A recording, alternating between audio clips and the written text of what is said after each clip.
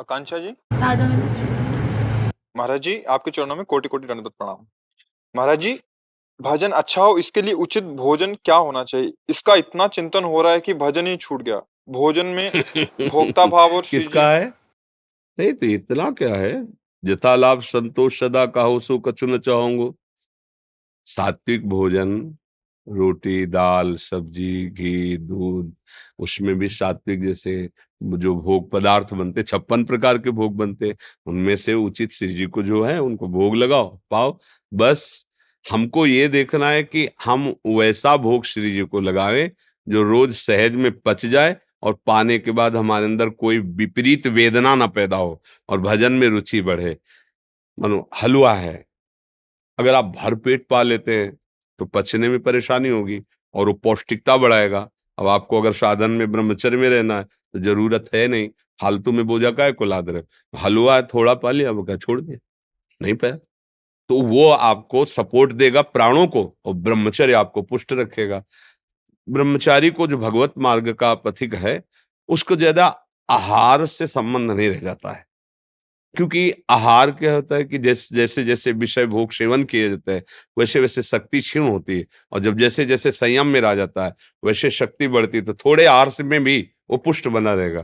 जैसे हमने अपने को देखा गंगा के रहे कि जब कई कई दिन भोजन भी नहीं मिलता था तो कभी निरुत्साहित नहीं हुए, गंगा जल पी के भी ऐसा उत्साह बना रहता। कोई ऐसा नहीं कि पैदल चलने में थकावट हो रही अब तो चला नहीं जा रहा, ऐसा नहीं रहता, क्योंकि ब्रह्मचर्य एक पावर है, विशेष पावर है। और उसको बहुत संभाल के, जैसे एक फोड़ा है ना, बहुत संभाल के रखा जाता है, ऐसी सावधानी रखी जाती है कि भोजन सही। अगर आप रात्रि में सो रहे हैं गर्म दुग्ध पान कर लिए एकदम, तो फिर क्रम बिगड़ जाएगा आपकी साधना का। बहुत तरह से सावधानियां चाहिए, पर शतोगुणी भोजन सदैव सहयोगी रहता है। सीधी बात है, प्राण पोषण करना है, रोटी दाल सब्जी, अगर व्यवस्था है तो दो चार फल सलाद आदि कुछ थोड़ा तो हो गया। बहुत बहुत शाम तक 24 घंटे में ½ लीटर गाय का दूध मिल जाए तो पी ले बस, नहीं तो ज्यादा आवश्यकता पदार्थों की खाने की नहीं है। उसमें अध्यात्म, अब आप आश्चर्य मानोगे, जैसे इस शरीर का एक तो डायलिसिस होता है और दूध आदि की तो बात ही नहीं, पानी यहाँ तो लिमिट से दिया जाता है क्योंकि डायलिसिस में पानी भी ब्रेक लगा रहता है। अच्छा, डायलिसिस हो रहा है तो इसलिए आंतों में दम नहीं रह गई, आधी रोटी एक रोटी थोड़ी सब्जी, बस ऐसा हो गया। और दिनचर्या ऐसी है, आप देखो डायलिसिस में, जैसे कल डायलिसिस हुआ, जब डायलिसिस के बाद से कुछ नहीं खाया, अब जब जाएंगे तब पाएंगे, लेकिन आपको लग रहा है कि मैं भूखा हूं, मैं बहुत ऐसे डायलिसिस मैन बहुत परेशान लग रहा हूं। प्रियाजू का नाम उनका कल शाम, अब जाके थोड़ा अन्न लिया, नींद नहीं, दोपहर में नींद नहीं, रात्रि में जो आ गई थोड़ी, बस ऐसे। एक साधना में आप अपना अभ्यास बना लीजिए, उतने से काम चल जाएगा। जैसे हमें कुछ ना मिले अभी से लेकर शाम तक, तो कल के सत्संग को ऐसे नहीं सुनोगे कि राधा वल्लभ लाल की जय, ऐसे नहीं सुनोगे वैसे ही दहाड़ करके वैसे ही। तो अब आहार के लिए जैसे जिभ्या है, ये मांगती महंगी पाऊं, पिज्जा पाऊं, बर्गर, क्या कहते हैं ये सब है, बर्गर। हाँ हाँ, हम तो बर्गर बरगला दिया सबको अब ये चीजें साधना में तो ठीक है नहीं, अब ये बाजारू चीज गोलगप्पा ये वो सब ऐसी भजन में मन नहीं लगेगा। रजोगुण, चुपचाप अपने घर की रोटी दाल भोग लगाओ और पाओ। कभी थोड़ा मीठा का मन, हलवा बना लिया, खीर बना लिया, घर में औट करके दूध को थोड़ा चीनी डालकर खोए को भोग लगा दिया, पेड़ा बना लिया, ऐसे सात्विक जीवन तो भजन बनेगा। होटल से आ रहे हैं मन करके तो फिर रजोगुण चढ़ेगा, रजोगुण की भावनाएं आएंगी, और कहीं फिर गंदा आहार जहां बनता है वहां से भोजन, तब तो भजन में मन ही नहीं लगेगा। आहार का बहुत बड़ा प्रभाव होता है। सीधी बात है, प्राणों का पोषण करने के लिए आहार देना है, और हमारा जीवन संयम पूर्वक अगर निर्वाह करना है पूरा, तो बहुत भोजन के लिए सावधान रहना है। भोजन ही बुद्धि भ्रष्ट कर देता है और भोजन ही उठा देता है। अगर आपका सात्विक भोजन है, सात्विक भोजन का तात्पर्य होता है, एक तो जो निषेध है वो तो बिल्कुल नहीं, और जैसे आप खीर पूड़ी रसगुल्ला ये सब चीजें हैं, अगर ये उचित पाए तो सात्विक रहा है, सात्विक, लेकिन ज्यादा हो गया तो रजोगुण, और ज्यादा हो गया तो तमोगुण, वही तमोगुण हो जाए। मतलब खीर है 2 लीटर 3 लीटर पी लिया, भजन होगा तुमसे? बार बार पेट में गुर गुर ऐसे भजन थोड़ी होगा, ना बैठ पाओगे ना चिंतन। अच्छा, जब वो 3 लीटर अपने पदार्थ को, और जब शक्ति बढ़ाएगी तब मन, तब मन भागेगा संसार की तरफ। हमको उतना ही पावर चाहिए जितने से हम परमार्थ में चल सके। अधिक पावर, जैसे मान लो आप व्यायाम कर रहे हो, आपको युद्ध करना है, आपको उस तरह, उसके लिए आपको चाहिए। अगर आप जैसे साधना करनी, भजन करना है, तो फिर उसमें लिमिट चाहिए। या तो भाई 1 लीटर दूध पिया और 100-200 दंड बैठक खूब मारे हो, आसन में बैठे तो पच गया। नहीं तो ऐसे दिन में कोई काम है नहीं हो, ऐसे दूध खीर रबड़ी रसगुल्ला, तो मन फिर संसार की तरफ जाएगा।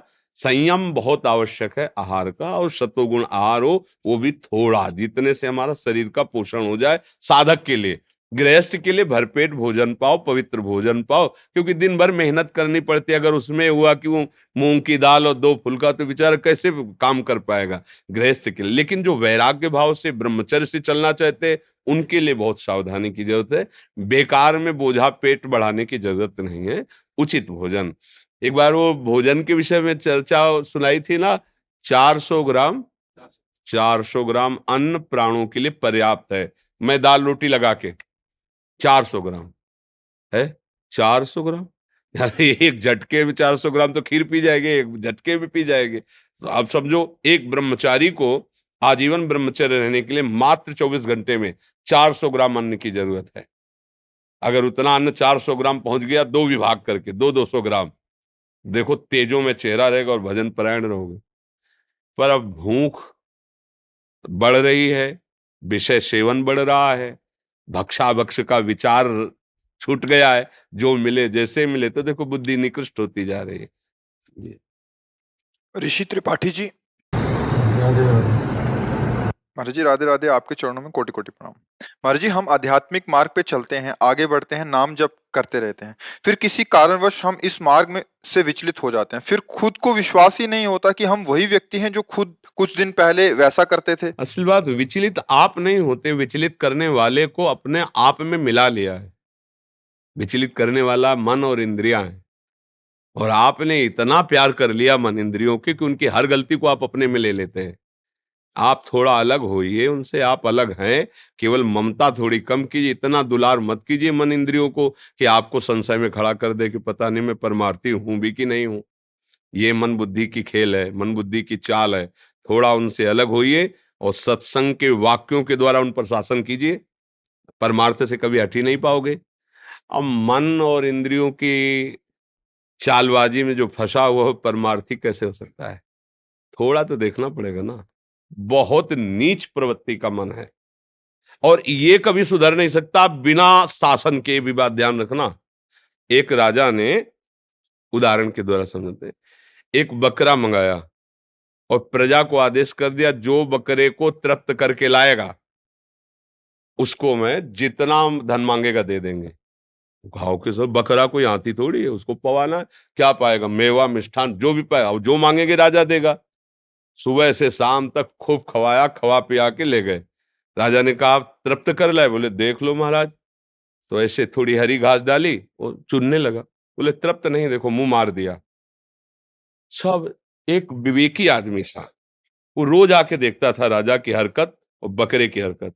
उसने कहा, "महाराज एक दिन के लिए हमें दे दो, तृप्त करके लाएंगे।" सुबह से कुछ नहीं दिया, और घास रखता, और जहां मुंह मारने को होता तो हरी बांस की छड़ी थी, मारता पूरा मुंह से पीठ तक पूरी छड़ी। फिर घास डाला, डर फिर छड़ी। मतलब शाम तक ऐसा उसको हिसाब में ले आया कि घास नहीं, तुम चिरौंजी डाल दो, किशमिश डाल दो, देखेगा भी नहीं उसकी तरफ। और एक दाना नहीं खवाया कुछ, और ले गया। तो राजा ने कहा कि इसका तो पेट खाली। बोले, आप परीक्षा लेते पवा के। तृप्ति की परीक्षा पेट देख के नहीं करते थे, आप तृप्ति की परीक्षा पवा के। आप पवाइए। बस बैठ गया सामने, बकरे की दृष्टि में दृष्टि, बकरा कहीं से सूंघा भी नहीं। महाराज सब डाल के देख ले, सूंघा ही नहीं, बस दृष्टि मिलाए रहा। वो 50 पा चुका था ना छड़ी, अब हिम्मत नहीं थी कि मुंह मार ले। बोले, महाराज तृप्त हो गया ना? बोले, तृप्त कैसे हुए? तो भूखा है। बोले, भूखा जरूर, लेकिन मुंह नहीं मार सकता, क्योंकि हमने इसको दंड के द्वारा सुधारा है। ये मन दंड के द्वारा सुधरेगा। ये बकरे की तरह, चाहे जिसको आप जितना भोग दे दो, लेकिन जब भोग आएगा तो मुंह मारे बिना मानेगा नहीं। देखना इंद्रियों के न घोड़े भगे, रात दिन इनमें संयम के कोड़े लगे। सावधान, नहीं तो बाद में ये शिकायत कि हम परमार्थ पे चल नहीं पाते, मन हमको गिरा देता है। तुमको मन नहीं गिरा देता है, तुम मन का साथ करके गिर जाते हो। अगर तुम गिरना ना चाहो तो भला गिरा दे। देखो, जैसे कहा जाता है कि स्त्री के संग से मन में व्यथा आ जाती है, या पुरुष के संग से मन में काम व्यथा आ जाती है। हमारी सयानी सयानी बहनें हमारे साथ खेलती हैं, घर में रहती हैं, क्या काम सताता है क्या उनको देख के? क्यों? मेरी बहन है। कभी आया ही नहीं ऐसा भाव कि स्त्री है, दीदी है, बड़ी बहन है या छोटी बहन है, कभी ये भाव ही नहीं आता। पर दूसरी को देखकर भाव आ जाता है। क्यों? क्योंकि वो दूसरा भाव हो गया, वहां तुमने काम भाव आरोपित किया। नहीं, मन कभी ऐसे थोड़ी चलता है। चाहे जितना सयाना भाई हो, बहन गले से लगे उसके मन में विकार आएगा क्या? नहीं आएगा। क्यों? भाव ही नहीं। भाव है मेरी बहन है, मेरा भैया है। मतलब आपने जब काम भाव के लिए छूट दी तो आपका मन गया। अगर आप काम भाव के लिए मन को छूट ना दें, पवित्र भाव रखें, तो पूरा चराचर जगत एक साथ बैठा हो तो भी विकार नहीं होगा। बात विवेक की है। आप देखो ना, वहां कोई काम विजयी थोड़ी है, लेकिन अपने माता बेटी बहनों के बीच में बैठकर कहीं उसकी काम वेदना जागृत होती है क्या? ऐसा अगर कोई बोल भी दे तो उसको लगेगा तुम ऐसा सोच कैसे लिए, ऐसा बोल कैसे दिए। लेकिन वो जितेंद्रिय नहीं है, वो कोई महात्मा नहीं है। एक भाव का फर्क है कि मेरी बेटी है, ये मेरी बहन है, ये मेरी माँ है। दोष भाव नहीं आया। तो अगर हम जगत में इसी भाव को और फैला लें, अपने घर से इसे और आगे बढ़ा लें, तो हमारे हृदय में मन को शासन करने वाली बात आ। लेकिन हम ऐसे नहीं हैं। हम अपना तो समझते हैं थोड़ा, और इसके बाद सब पराया समझने लगते हैं, मन को छूट दे देते हैं। वही मन फिर हमारी दुर्गति कर देता है। इसको शासन में लाना ही होगा। बिना शासन के राशन चाहे जितना इसको दे दो, मानने वाला नहीं। इसको बकरे की तरह चपत नहीं, नहीं तू जला ले कितना, नहीं ठीक होने लगेगा, देख लेना। समझ रहे हो ना किसका प्रश्न है? हाँ, ठीक होने लगेगा। अगर आप शासन नहीं करोगे तो 10 दिन 15 दिन 20 दिन जैसा अभ्यास किया उसके बाद आपको गिरा देगा। 10 दिन चैन से चलेगा, फंसाएगा, ऐसा लगेगा शांत है, और जो उसका टाइम है उसके 1-2 दिन में, 24 घंटे में, 48 घंटे में आपको मार के गिरा देगा। उसका बहुत उसकी चाल समझना है। जहां मान लो एक होता है, आपको समझ में आया आपकी उन्माद में चढ़ रहा है मन, तुरंत शासन में करो, भोजन कम करो, भजन बढ़ाओ, सत्संग सुनो, शास्त्र स्वाध्याय करो, उससे असंग रहो। अगर क्रॉस कर गए तो अगली बार बहुत कम झटका लगेगा, फिर और कम लगेगा, धीरे धीरे शांत हो जाता है। और अगर गिरा दिया तो फिर अगली बार और तुमको जलाएगा, और जलाता चला जाता है। फिर उपासक को लगता है कि अब यार 10 वर्ष से लड़ रहे हैं, उसी भोगों में फंसे, तब परमार्थ में कोई दम नहीं है क्या? फिर उसको अश्रद्धा होने लगती है। ठीक से चलो, कदम पे कदम मिला के चलो, मन के खिलाफ चलो। जो मन विषयों की तरफ ले जा रहा है, थोड़ा उसके, अब हम लोग मन के खिलाफ ही नहीं हो पाते हैं।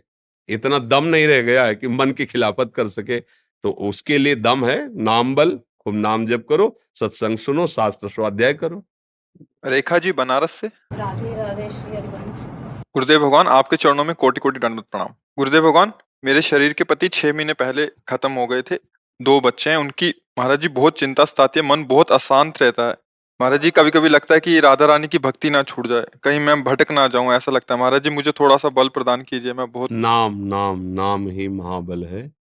राधा राधा रटो। तुम्हारे 2 ही बच्चे हैं, प्रभु के अनंत बच्चे हैं। सब जीव जंतु पशु पक्षी सबका। कोई कोई 40-40 किलो मांस एक बार आहार करता है, भगवान का वो भी बच्चा भूखा नहीं रहता। मतलब जैसे पशु पक्षी ऐसे ऐसे, अब जैसे हाथी है उसे मनों में चाहिए, कुंतलों में आहार चाहिए, लेकिन भगवान उसको भी भूखा नहीं देते, वो भी स्वस्थ रहता है। मांसाहारी पशुओं को मांस देते हैं, भगवान जिसको जो चाहे वो भोजन देते हैं। तो इसलिए हमें अपने बच्चों के लिए प्रयास करना है, पर दुखी नहीं होना है। उनका भी तो भाग्य है, भगवान उनके भी तो पिता हैं, उनकी रक्षा करेंगे। नाम जप करो और भगवान के भरोसे रहो, तभी मंगल। भगवान के भरोसे हो जाओ तो सब मंगल हो जाएगा। हम मान लो पति चल गए तो आप कब तक टिकेंगे? हो सकता है कि आप बच्चों की परवरिश लायक न रहे, फिर कौन करेगा? दुखी मत हो। सर्वलोक महेश्वर भगवान, एक बार सोझा जी का चरित्र हमने कई बार सुनाया है कि उनको गृहस्थी से वैराग्य हुआ। भक्त थे, ब्याह हुआ और नया बच्चा प्रकट हुआ जब, तो वैराग्य हुआ। वो सब देख कर उनको बस अब निरंतर भजन करेंगे।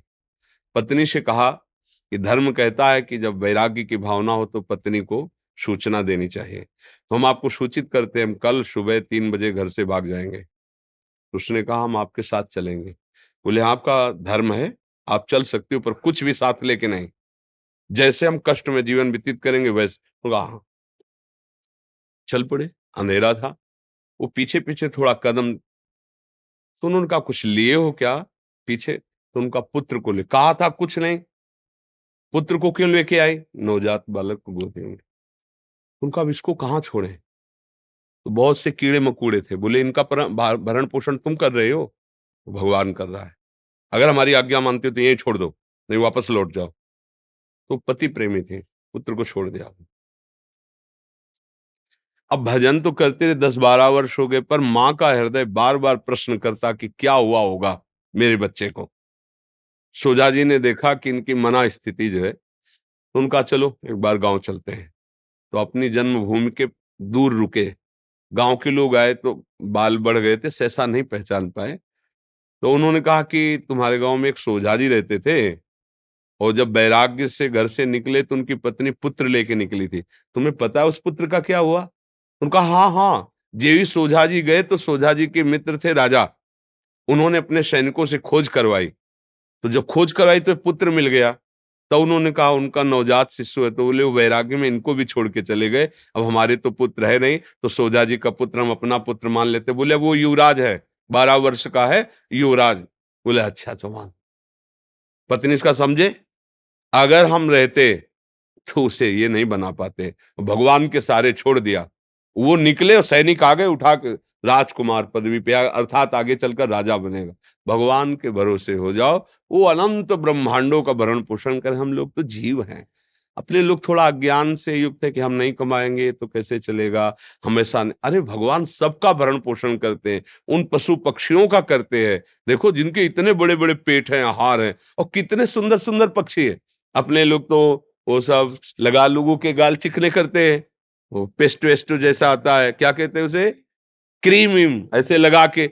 और पशुओं को, पक्षियों को देखो एकदम ऐसे नीला लाल, ऐसे कितने रंग बिरंगे पक्षी, कैसा भगवान श्रृंगार किए हुए। भगवान के भरोसे रहो, भगवान का आश्रय ले लो, सुखी हो जाओगे। बात अंदर से मान लो, ये दुख नहीं होगा। हम लोग कब कब तक ये नाशवान शरीर है, मान लो अभी आपका, फिर बच्चों का क्या होगा? आप निश्चिंत रहो, वो भगवान है, वो आज तक कभी ऐसा नहीं हुआ, वो अनाथों का नाथ है। आप जितना सुख नहीं पहुंचा सकते उतना वो सुख पहुंचाते हैं। और जब तक अहंकार रहता है तब तक लगता है कि मैं कर रहा हूं, जब अहंकार गलित हो जाता है तो दिखाई देता है कि वही विश्व ब्रह्मांड में उसी का सारा खेल चल रहा है। केवल हम अज्ञान से समझते हैं कि अगर हम अपने परिवार का भरण पोषण न करें तो परिवार मर जाएगा, लेकिन जब वो मर जाता है तो अच्छे से परिवार का भरण पोषण होता है, थोड़े दिन शोक रहता है, फिर वैसे ही सब। तो इसलिए सावधान रहो, नाम जप करो, भगवद आश्रित रहो, भगवान सबका भरण पोषण करते हैं, तुम्हारे बच्चे का भी भरण पोषण वही करेंगे। अंतरा जी, राधे राधे। राधे राधे महाराज जी, आपके चरणों में कोटि कोटि प्रणाम। महाराज जी, हम भक्ति मार्ग में चलने की कोशिश कर रहे हैं श्री जी की कृपा से। महाराज जी, भजन क्या है, भजन का स्वरूप क्या है, भजन हो रहा है कैसे पता चलेगा, अगर भजन हो रहा है तो उन्नति हो रही है तो कैसे पता लगेगा? भजन भजन का स्वरूप है तदर्पिता अखिलाचारिता तद्स्मरणेन परम व्याकुलतेत। हमारे शरीर से जितने भी आचरण हो वो शास्त्र सम्मत हो, भक्ति के अनुकूल हो, और वो भगवान को समर्पित करने की भावना से हो। और हर समय हम प्रभु का नाम चिंतन कर रहे हैं, कभी नाम कीर्तन कर रहे हैं, कभी हम उनकी कथा सुन रहे हैं, कभी हम उनकी कथा गा रहे हैं, कभी उनकी सेवा में है, कभी व्यवहार में है। तो व्यवहार के जितने भी कर्म हैं वो सब प्रभु को समर्पित कर दें, और हमारी भक्ति बढ़ रही है। इसकी पहचान है कि आपके हृदय में प्रभु का स्मरण बढ़ रहा है, बिना प्रयास के नाम चल रहा है, बार बार मन में एक रोने की इच्छा हो रही, हृदय एक आनंद से भर रहा है। अब फिर धीरे धीरे ऐसा लगने लगा कब प्रभु मिलेंगे, फिर धीरे धीरे मधुर झांकी आने लगी, अब उनके बिना जिया नहीं जा, बस यही प्रेम तक पहुंचा रहा।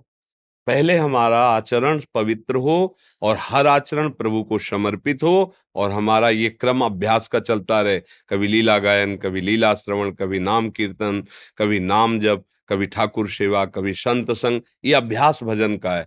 भजन करते करते ऐसा अभ्यास हो जाए कि हमारा मन प्रभु का कभी भी विस्मरण ना करे, तो जाने भक्ति आ गई है। अभ्यास योग युक्तेन चेतसा नान्यगामिना। हमारा चित्त कहीं जाता ही नहीं प्रभु के सिवा, तो समझ ले हमारे हृदय में भक्ति आ गई। समझ पा रहे जी? महर्षि, पहले अज्ञानतावश आपने हाथ में ना जय श्री राम जी का टैटू बना लिया था महाराज जी। महाराज जी अभी राधा रानी की चरणों की सेवा में है महाराज जी, अभी इसका क्या कर सकते हैं महाराज जी? बहुत सारे ऐसे प्रश्न आते हैं। वैसे हाँ, मतलब अल्पज्ञता के कारण ऐसा कर लिया जाता है, ऐसा नहीं करना चाहिए। क्योंकि जैसे यहाँ कर लिया या यहाँ कर लिया, तो जब हम धोएंगे तो वो नाम से युक्त जल हमारे पैरों में जाएगा, बाथरूम में जाएगा। प्रभु का परम पावन नाम है, हमारा आराध्य देव। हम उसको जितना सम्मानित करेंगे, उतना ही हमारे अंदर उसका प्रभाव होगा। देखो, नाम सेवा ही तो विराजमान किए सिंहासन में। अब वही नाम आप गाड़ी में लिख लिए, वही नाम आप ऐसे कुछ कर लिए। कुछ लोग तो दोनों हाथों में जैसे गए, मेहंदी लगवाए और राधा राधा लिख लिया। अब वो मिट रहा है नहीं। अब इन्हीं हाथों से आप शौच क्रिया पवित्रता करेंगे तो कितना अपराध बनता है, पर अज्ञान के कारण समझ में नहीं आता। अब जो हो गया सो हो गया। अब लो नशानी अब ना नशे हो, अब सावधान हो जाओ। अब जो हो गया है सो हो गया है, तो भाव से चलो। वैसे किसी को भी, जैसे नाम लिखा हुआ दुपट्टा है तो ओढ़ ली, पर उसको अपने बाथरूम में नहीं धोएंगे। जब धोएंगे तो गंगा या यमुना में धोएंगे। जैसे लोग है ना, राधा नाम ऐसे छपा हुआ, ऐसे शर्ट आदि ऐसे पहन लेते हैं। उसकी महिमा नहीं जानते। गाड़ी में लिख लिए श्री हरिवंश राधा राधा, और पानी मारा और सब पैरों के नीचे जाए। ये वही नाम है जो हमें भगवत प्राप्ति कराएगा। ये वही नाम है जो हमारे अंदर के हृदय गुफा में विराजमान। हम ऐसे अगर भक्ति मान लो पीछे उसके लिख दिया राधा, अब ऐसे पैर करके मोटरसाइकिल में चढ़ रहे हैं, पूरा पैर उस राधा, तो कहाँ ज्ञान है, कहाँ विवेक है? बहुत सावधान। हम मतलब नाम को जितना आदर करेंगे, जितना प्यार करेंगे, उतने ही नाम हमारे हृदय में प्रकाशित होगा। और साधारण सी अपनी बिक्री के लिए हमारा व्यापार बढ़े, उसमें नाम लिख दिया, भगवान नाम लिख दिया, और किया खाया फेंक दिया। अब वो नाम लिखा हुआ पड़ा है, अब हमारे आराध्य देव के नाम है, उनमें पैर पड़ रहा है, अनजाने में सब सुकृत नष्ट हो रहे हैं। तो ऐसे बहुत बड़ी हानि होती है। मुझे लगता है कि अगर कोई ऐसा हो विधान तो मिट जाता हो तो बात अलग है, नहीं तो फिर बना रहने दे। जैसा अज्ञान में हो गया तो हो गया है। भजन करो, भजन के अंदर ही अंदर नाम को छापो। अंदर ये गाड़ी में लिखना, इससे कोई भक्ति थोड़ी कहलाओगे। मान लो गाड़ी में आपने जय श्री राधे, इससे भक्त कहलाओगे? भक्त तो यहाँ से होगा। गाड़ी में जय श्री राधे लिखो, तुम्हारे हृदय में विषय चल रहा है तो क्या होगा? क्या होगा? ऐसा नहीं। बहुत सावधानी। हमारा आराध्य, जैसे हमसे कोई कभी कहे ना कैसे लिखो, तो हमारे हाथ कांप जाते हैं। हम जीवन में कभी भी तुम्हें बात लिखनी है तो लिख देंगे आप ऐसे से ऐसा कीजिए। ये नहीं लिखेंगे जय श्री राधे राधा वल्लभ लाल, ये कुछ नहीं लिखेंगे। बिल्कुल नहीं, सीधे शब्द लिख देंगे आपको ऐसा करना है। जैसे कभी मौन रहे, सीधे ऐसे लिख दिया। क्योंकि अगर हम कागज में लिख दिया राधा और वो जाके किसी के पैर के नीचे पड़ा, तो हम जिसकी आराधना करते आराध्य देव का अपराध बन जाएगा। नहीं, ऐसा नाम इतना कि मतलब नामी भी दूसरे नंबर पर, पहले पे नाम, क्योंकि उसी के द्वारा तो नामी तो बैठा हुआ है हृदय में, कहाँ कुछ हुआ, लेकिन जब नाम आया तब चमत्कार प्रकट हो गया, तब हृदय में आनंद की धारा प्रकट हो गई। तो ऐसे कोई लौकिक थोड़ी है कि अपने प्रेमी का नाम लिख लिया। ऐसे अपने प्रेमी का नाम हृदय गुफा में छुपा के रखा जाता है। ये हमारा भगवत मार्ग है। तो ये ऐसे छपवाना वैसे सब करना, हमें लगता है, हमारी राय में नहीं करना चाहिए, क्योंकि नाम का अपमान होता है। और नाम का अपमान करेंगे तो सहारा हम किसका लिए, हम किसके सहारे चलेंगे? हमारा नाम आराध्य देव है, इसलिए सावधान है। आज कुछ भक्तों ने आपके श्रीमुख से नाम चाहा है। हम तो राधा वल्लभ श्री हरिवंश राधा राधा रटते हैं। आप लोगों को जो प्रिय हो, खूब नाम जप करो। नाम ही सबका मंगल करता है। जितना नाम जपोगे उतने महान होते चले जाओगे। जैसे आपके पास जेब में वो कार्ड होते हैं ना पैसा वाले, तो आप कहीं भी निर्भय चले जाते हैं, डाला पैसा निकाला। ऐसे किसी भी लोकांतर में आपके पास नाम है ना, राधा राधा राधा, हर जगह ये आपको विजय दिलाएगा। आपके पास नाम है। नाम नहीं है तो यहाँ का जो कुछ है सब यही है।